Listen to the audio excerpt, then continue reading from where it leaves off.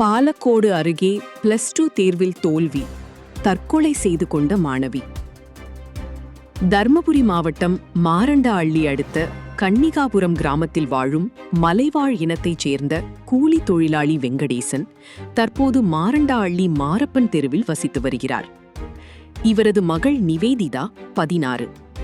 இவர் மாரண்டஅள்ளி அரசு மகளிர் மேல்நிலைப் பள்ளியில் +2 படித்து வந்தார்.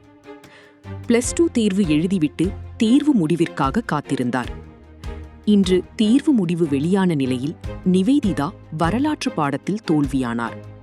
இதனால் மனமுடைந்து காணப்பட்ட நிவேதிதா கோவிலுக்கு செல்வதாக கூறிச் சென்றார். நீண்ட நேரம் மாணவி வராததால் குடும்பத்தினர் மாணவியை தேடிச் சென்றபோது மாரண்டஅள்ளி பெரியாண்டவர் கோவில் அருகே உள்ள புளிய மரத்தில் நிவேதிதா தூக்கு போட்டு தற்கொலை செய்து கொண்டது தெரியவந்தது. இதனை கண்டு பெற்றோர்கள் கதறி அழுதனர். தகவலறிந்த மாரண்டஅள்ளி போலீசார் சம்பவ இடத்திற்கு சென்று மாணவியின் உடலை மீட்டு பிரேத பரிசோதனைக்காக தர்மபுரி அரசு மருத்துவக் கல்லூரி மருத்துவமனைக்கு அனுப்பி வைத்தனர். மேலும் இச்சம்பவம் குறித்து வழக்கு பதிவு செய்து விசாரித்து வருகின்றனர். +2 தேர்வில் பெயிலானதால் மாணவி தற்கொலை செய்து கொண்ட சம்பவம் அப்பகுதியில் பெரும் சோகத்தை ஏற்படுத்தியுள்ளது.